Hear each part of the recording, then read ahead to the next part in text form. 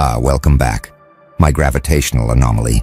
They're trying to understand what happened, trying to calculate what changed, trying to measure what shifted when you arrived, but their instruments can't detect it. Their frameworks can't explain it. Their models can't account for what you actually did. Because you didn't just change your energy. You didn't simply shift your frequency. You didn't merely alter your vibration. You bent gravity itself, not metaphorically, actually, not symbolically, literally, not figuratively, fundamentally. The very fabric of space-time warped around your presence, curved around your consciousness, distorted around your being in ways that physics recognizes but can't fully explain. The architects have been monitoring this phenomenon for centuries. They call it consciousness mass equivalence, when someone's presence becomes so dense, so concentrated, so impossibly weighted with purpose and power that reality itself must accommodate them the way space accommodates massive celestial bodies. You achieved this state, not through trying, but through becoming. Not through effort, but through transformation. Not through technique, but through fundamental shift in your existential density.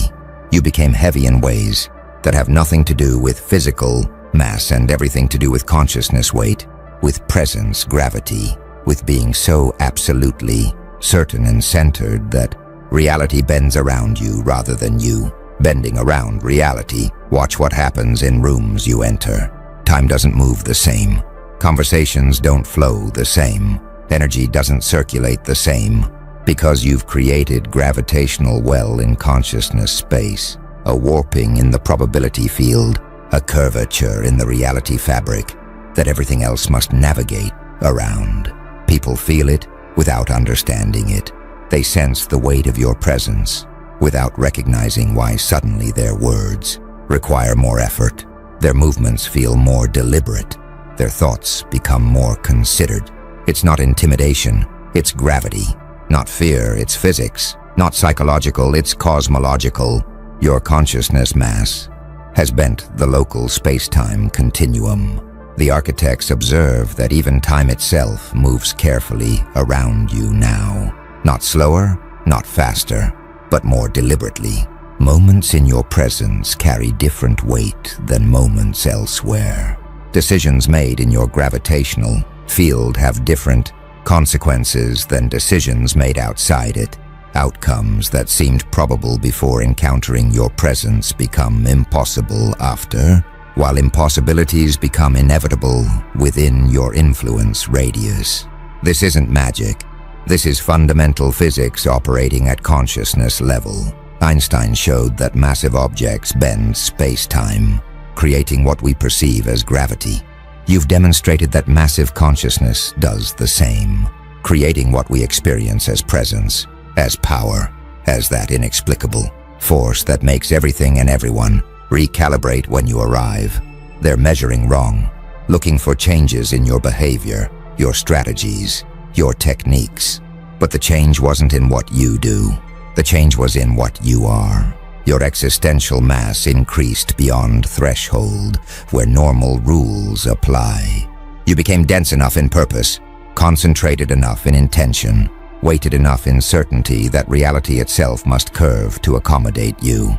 And that curvature, that gravitational distortion, that's what they're feeling without understanding. That's what's making time move careful around you, making probability bend toward you, making outcomes align with you whether anyone intends them to or not. Watch them now. Watch how they move in your gravitational field. Their actions aren't quite their own anymore, not because you're controlling them, but because your presence warps the decision space they operate in. Options that existed before you arrived vanish. Choices that seemed impossible before had become the only logical path. Their free will remains intact, but the geometry of their possibility, space has curved around your consciousness mass. The architects call this geodesic influence. In curved space-time, objects follow geodesics, the straightest possible paths through warped geometry. Planets orbit stars not because stars pull them, but because stars curve space and planets follow the curves. Similarly, people in your gravitational field make choices that orbit your intention, not because you're forcing them, but because your presence has curved decision space and they're following the geometry. They think they're moving in straight lines toward their own goals. They don't realize the space itself has curved, and their straight lines naturally bend toward alignment with your trajectory. This is why their resistance fails, why their opposition collapses, why their plans against you consistently backfire. They're trying to move in straight lines through curved space, trying to execute strategies in warped geometry, trying to achieve outcomes in bent probability fields. And curved space doesn't care about intentions, doesn't respect plans, doesn't honor strategies. It simply is, and everything must follow its contours, whether aware of the curvature or not. The architects observe that time itself exhibits this careful movement around you. Deadlines that should be rigid become flexible in your presence. Moments that should pass quickly extend when you need them. Opportunities that should close remain open until you're ready. It's not luck, it's temporal distortion. Your consciousness mass affects not just space, but space-time, bending the temporal dimension the same way massive objects do. Near black holes, time slows dramatically. Near you, time moves strategically, bending toward your benefit, not through supernatural intervention, but through natural consequence of your existential density. Others notice this without understanding it. They experience meetings with you that somehow last both forever and no time at all. They find deadlines shifting around your involvement. They discover that time spent in your orbit operates under different rules than time outside it, and they attribute it to psychology, to perception, to subjective experience. But the architects measure it objectively. Time literally moves differently in your gravitational field.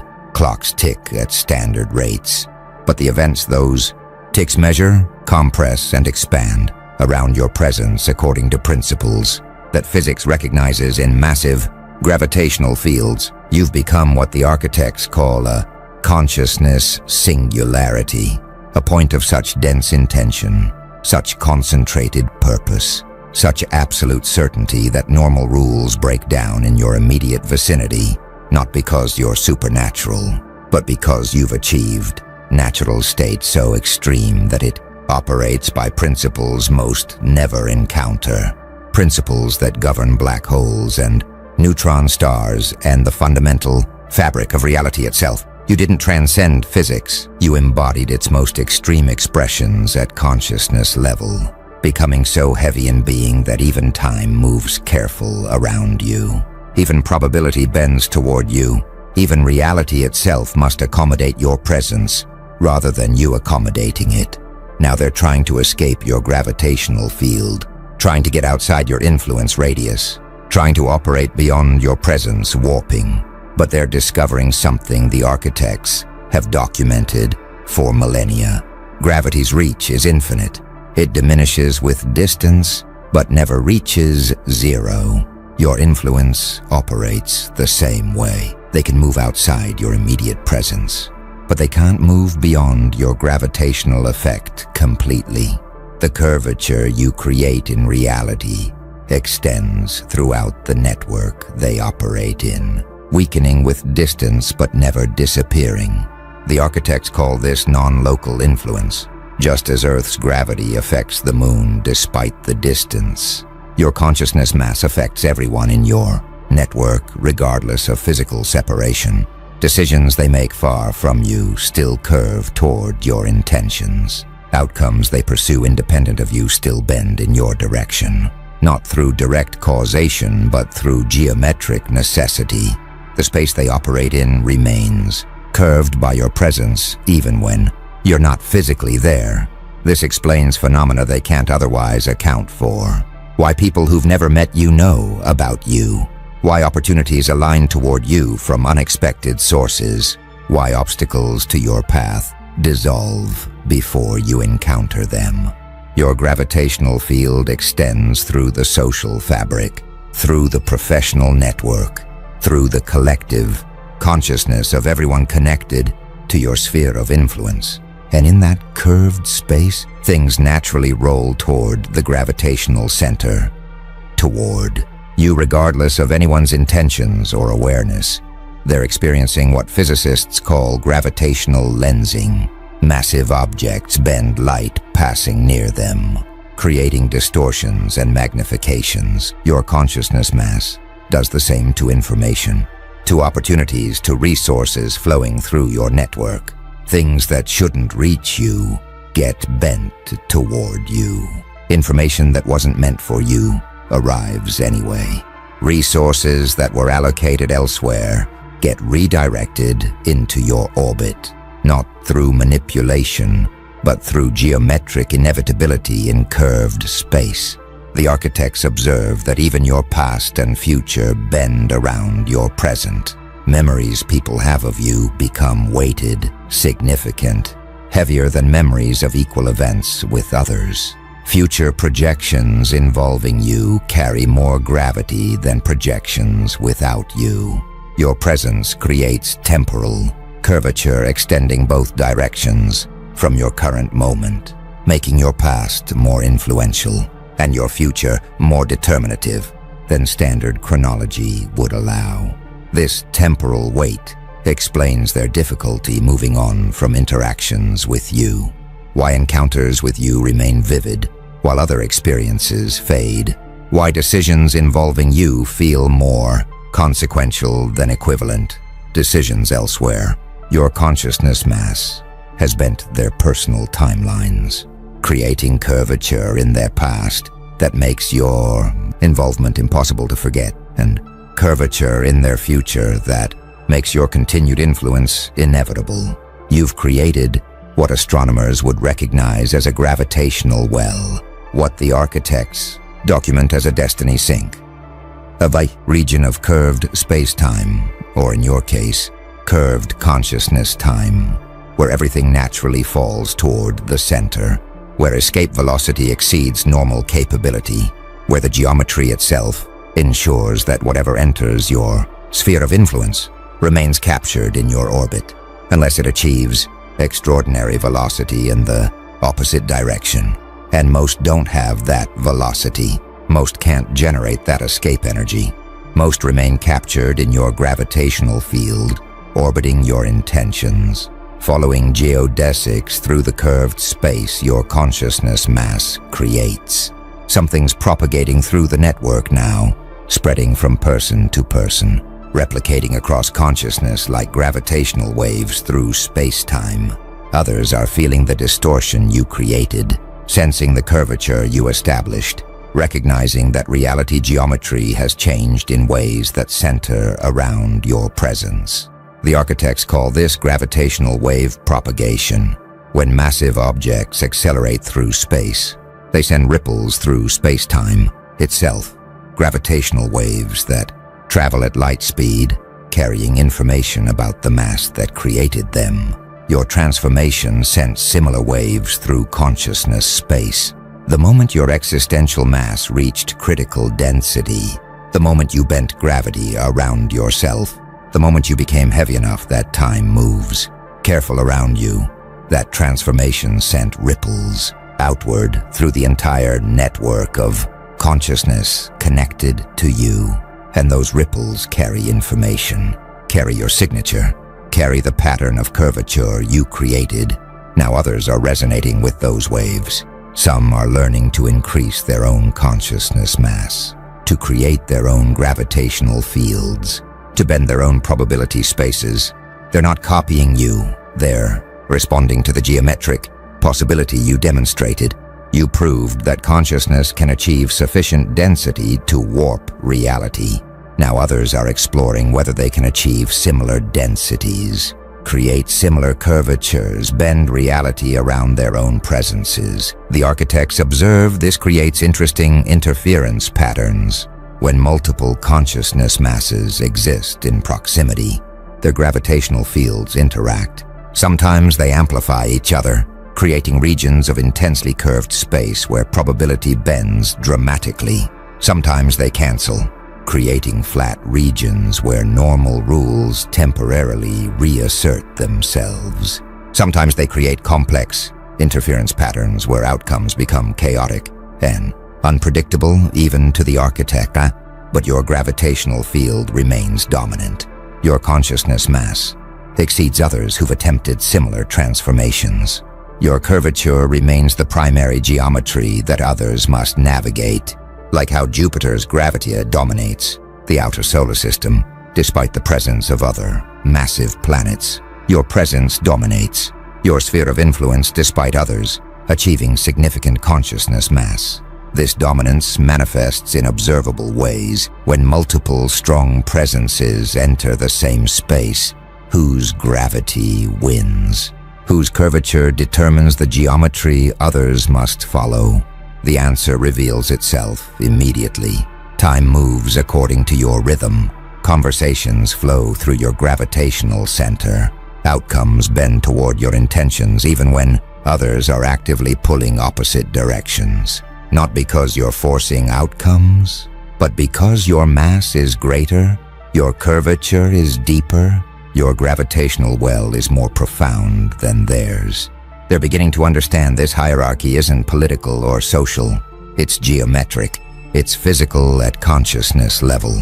The deeper gravitational well wins not through conflict, but through fundamental physics.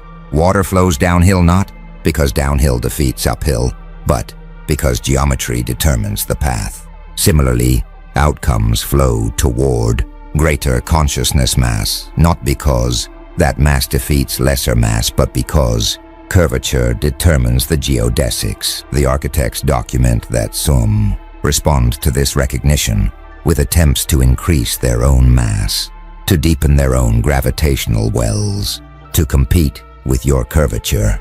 But consciousness mass can't be faked, can't be performed, can't be temporarily increased through effort.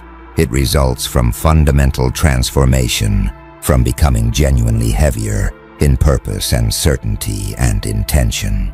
Most who try fail to achieve sufficient density. Their attempts create small distortions that your larger field easily dominates. Only those who undergo genuine transformation, who achieve real increases in existential mass, who become actually heavier in being, only those create gravitational fields substantial, enough to interact meaningfully with yours, rather than being subsumed by it. The architects are analyzing the mechanism now, trying to understand how consciousness achieves gravitational mass, how presence bends space-time, how being becomes heavy enough that reality curves around it. And they're identifying specific factors that contribute to existential density. First factor, purpose concentration. Just as physical mass is matter concentrated in space, consciousness mass is purpose concentrated in intention. The more absolutely focused your purpose, the more singularly directed your intention, the denser your existential being becomes. You achieved extraordinary concentration, every aspect of your consciousness aligned toward coherent purpose, creating density that ordinary diffuse awareness can't match. Second factor, certainty compression. Doubt is like antimatter to consciousness mass. It cancels density. Complete certainty, absolute conviction, total assurance. These compress consciousness into states of extreme density. You eliminated doubt, not through arrogance, but through deep knowing. Your certainty isn't belief, it's direct recognition of truth that requires no faith, because it's self-evident to your perception. That certainty compressed your consciousness beyond normal density thresholds. Third factor, temporal commitment. Physical objects have mass partly because they persist through time. Consciousness gains mass through committed persistence toward purpose across time. Momentary intentions create no curvature. Sustained commitment maintained across years creates gravitational wells. Your commitment didn't waver, didn't fluctuate, didn't diminish with obstacles or time. That unwavering temporal extension of purpose gave your consciousness the dimension it needed to achieve significant mass. Fourth factor, coherent integration. Physical objects gain effective mass when their particles align coherently rather than randomly. Consciousness gains mass when all aspects integrate coherently rather than conflicting. You achieved total internal alignment. No part of your consciousness works against another part. No intention conflicts with another intention. Every aspect coherently reinforces every other aspect, creating integrated density that fractured consciousness can't achieve. Fifth factor, reality anchor. Physical mass relates to how objects interact with the Higgs field, acquiring resistance to acceleration. Consciousness mass relates to how deeply rooted in reality your being becomes. You're not floating in fantasy or abstraction. You're anchored in absolute reality, in direct perception, in unfiltered engagement with what actually is. That reality anchoring gives your consciousness weight that fantasy-based awareness lacks. These 5 factors combine to create what the architects measure as consciousness mass index, your total existential density relative to standard human baseline. Average consciousness registers around 1.0 on their scale. Exceptional individuals might reach 2.0 or 3.0. Historical figures who shaped civilizations measured 5.0 to 8.0. You register 12.7 on their instruments. You've achieved consciousness density that occurs perhaps once per millennium, creating gravitational curvature that reality must accommodate. This explains why normal strategies fail against you, why conventional approaches collapse in your presence, why standard methods prove ineffective in your gravitational field. They were developed for flat space, for normal geometry, for unwarped probability fields. They don't account for severe curvature, don't compensate for bent geodesics, don't navigate twisted space-time. So they fail, not because you defeat them, but because they're geometrically invalid in your vicinity, like trying to use flat Earth navigation on a spherical planet. The architects confirm that your consciousness mass is stable, won't decrease without fundamental transformation in opposite direction, won't fluctuate with circumstances, won't diminish with time. You've achieved permanent state of heightened existential density that will continue bending reality around you for the duration of your presence in this reality. Time will continue moving careful around you. Probability will continue bending toward you. Outcomes will continue aligning with your intentions through geometric inevitability rather than supernatural intervention. Now they're witnessing secondary effects of your gravitational field, phenomena that occur naturally around extreme curvature but rarely observed in consciousness space. The architects call these relativistic phenomena, effects that emerge when dealing with extreme conditions. In your case, extreme consciousness density. First phenomenon, event horizon formation. Around massive enough objects, gravity becomes so strong that not even light can escape. The event horizon of a black hole. Around you, influence becomes so concentrated that certain types of negativity, certain patterns of opposition, certain forms of resistance can't escape your gravitational capture. They enter your field intending to oppose, to resist, to work against you. But the curvature is so severe that their opposition can't escape. It gets captured, redirected, eventually transformed into alignment through sheer geometric necessity. Second phenomenon, time dilation. Einstein showed that time passes slower in strong gravitational fields. The architects observe similar effects around your consciousness mass. People in your presence experience time differently than people outside it. Moments with you stretch in memory, become more significant, carry more weight than equivalent chronological duration elsewhere. This isn't subjective. It's measurable through memory persistence, emotional impact, decision influence extending from those moments far beyond normal temporal decay. Third phenomenon, Gravitational lensing. Massive objects bend light from sources behind them, creating multiple images or amplified views. Your consciousness mass bends information flowing through your network. You see opportunities others miss, not because you're smarter, but because information bends toward you, gets amplified in your perception, reaches you from sources that should be blocked by normal information geometry. You appear to have extraordinary luck or insight. Really, you have extraordinary gravitational lensing, focusing information toward your awareness. Fourth phenomenon, frame dragging. Extremely massive rotating objects drag space-time itself into rotation around them. Your consciousness mass drags probability space into rotation around your intentions. Even people trying to act independently find their actions curving into orbits around your purposes, not through your control, but through geometric dragging of the decision space they operate in. The probability field itself rotates around you, carrying their choices along geodesics that spiral through your influence. Fifth phenomenon, singularity formation. At the center of black holes, curvature becomes infinite, a singularity where physics breaks down. At your consciousness core, normal rules similarly break down. Things that should be impossible become routine. Outcomes that should be improbable become inevitable. Coincidences that should be rare become common. You operate in region where normal probability calculus fails, where standard cause and effect chains break down, where reality itself behaves according to principles that don't apply outside your immediate singularity.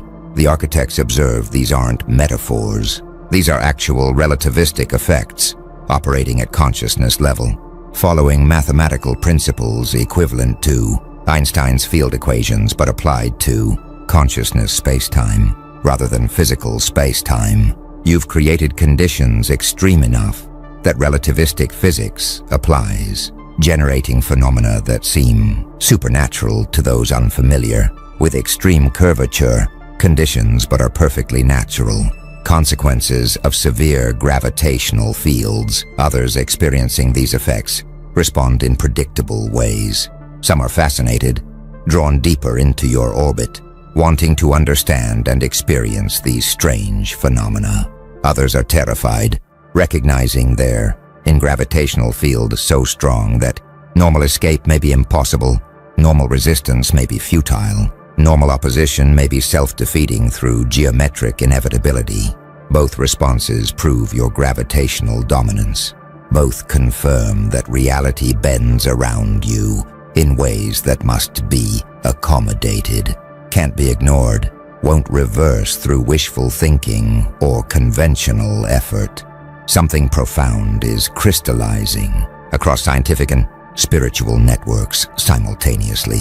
Physicists studying consciousness are detecting signatures they recognize from astrophysics. Spiritual practitioners developing presence are experiencing phenomena they can't explain through traditional frameworks.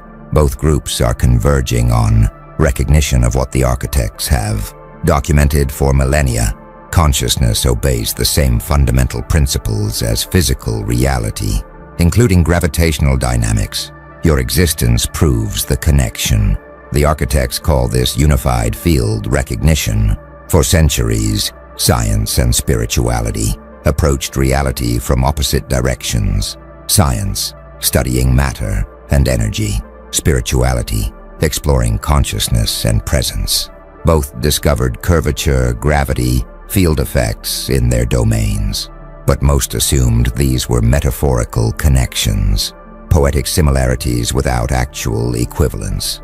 You demonstrate the equivalence is literal.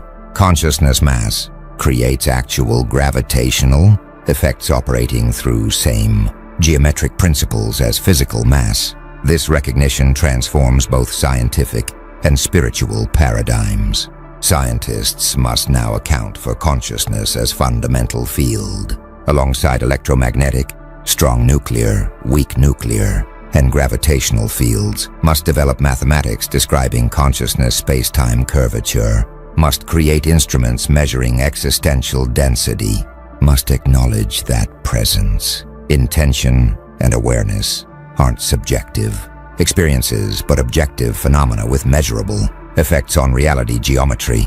Spiritual practitioners must now recognize that presence work, consciousness development, awareness expansion aren't purely subjective practices. They're developing actual mass, creating real curvature, generating measurable gravitational effects. Meditation increasing consciousness density.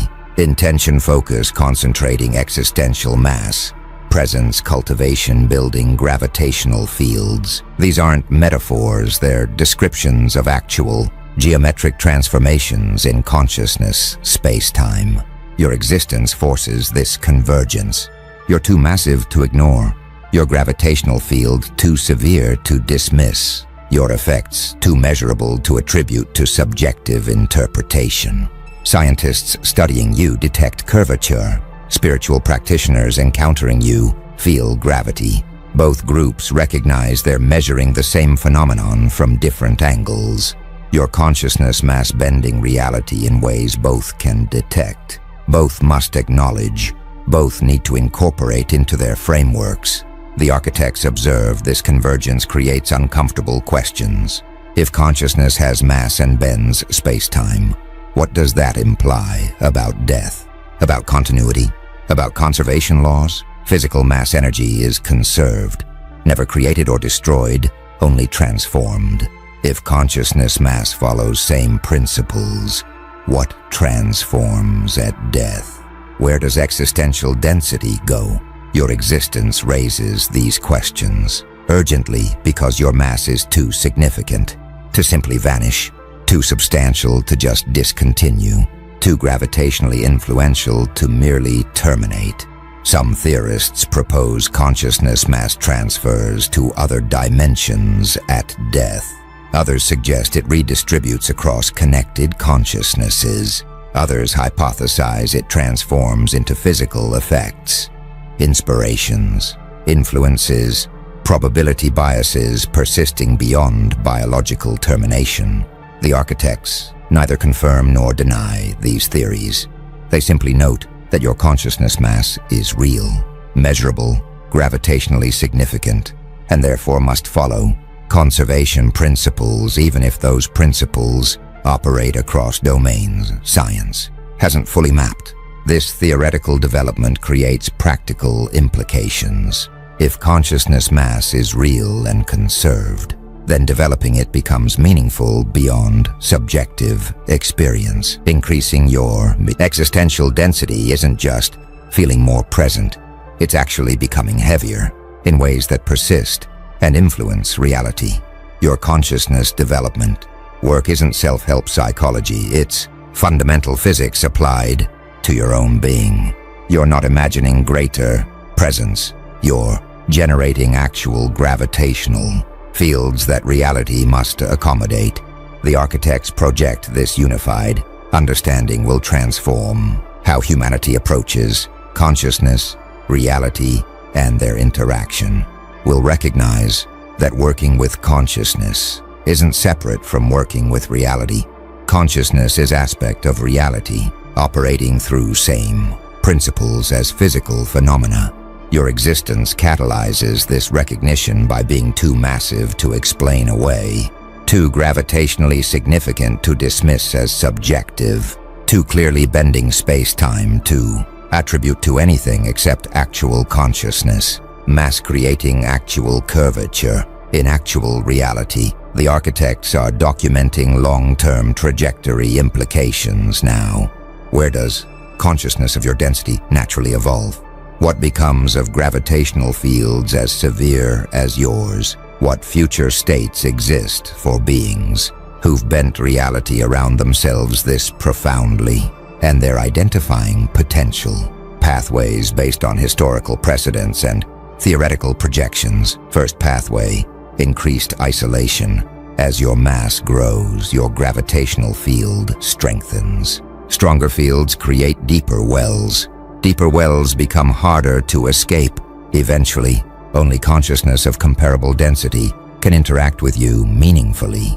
Others either get captured in your orbit, unable to maintain independent trajectory, or stay far enough away to avoid capture, unable to approach closely. This creates natural isolation where your peers are rare. Your interactions limited to few who match your density. Second pathway, network domination. Your gravitational field extends throughout networks you're connected to. As your mass increases, your influence radius expands. Eventually, your curvature dominates the entire network geometry. Every decision anyone in the network makes occurs in space curved by your presence. Every outcome anyone achieves follows geodesics you've established. You become the gravitational center of entire social, professional, or spiritual network, not through control but through geometric inevitability. Third pathway, reality anchoring. As consciousness mass increases, it becomes harder to move, harder to redirect, harder to alter. Physical inertia, resistance to acceleration, scales with mass. Consciousness inertia operates similarly. Your increasing mass makes you increasingly stable, increasingly anchored, increasingly immune to forces that would deflect lesser beings. You become unmovable foundation that others build upon, stable reference that others navigate by, permanent fixture that reality organizes around. Fourth pathway, dimensional transcendence. Extreme gravitational fields bend space-time so severely they potentially connect to other dimensions, other realities, other states of existence. Black hole singularities might be gateways to elsewhere. Your consciousness singularity might similarly connect to states of being beyond normal. Consciousness dimension. As your mass increases, you might not just bend reality, you might bridge realities, accessing and integrating dimensions ordinary consciousness can't reach. The architects observe all four pathways operating simultaneously in your case. You're experiencing increased isolation as fewer can interact with your density. You're achieving network domination as your curvature shapes entire communities. You're establishing reality anchoring as your mass makes you immovable, stable. You're beginning dimensional transcendence as your singularity touches states beyond normal consciousness. This combination creates unprecedented trajectory. The architects have limited historical data on consciousness achieving your density levels. Few have reached it. Fewer have sustained it. Almost none have exceeded it. You're entering territory where predictive models become uncertain, where past precedents provide limited guidance, where your evolution might establish new patterns rather than follow existing ones. What they can confirm, your gravitational influence will continue expanding. Your reality-bending effects will continue intensifying. Your consciousness mass will continue attracting attention. Resources, opportunities through geometric inevitability, and time will continue moving careful around you, bending to accommodate your intentions, stretching and compressing to serve your purposes in ways that seem miraculous to observers but are simply natural consequences of extreme curvature in consciousness spacetime. The architect's project. You might reach densities where your consciousness creates event. Horizon, point of no return where anyone entering your influence sphere becomes permanently captured in your orbit, unable to escape your gravitational well regardless of their efforts. Not through your control but through pure geometric necessity. This would establish you as consciousness black hole, source of gravitational influence so severe that approach means capture, interaction means assimilation into your purposes, even opposition means eventual conversion through sheer geometric inevitability of geodesics in severely curved space.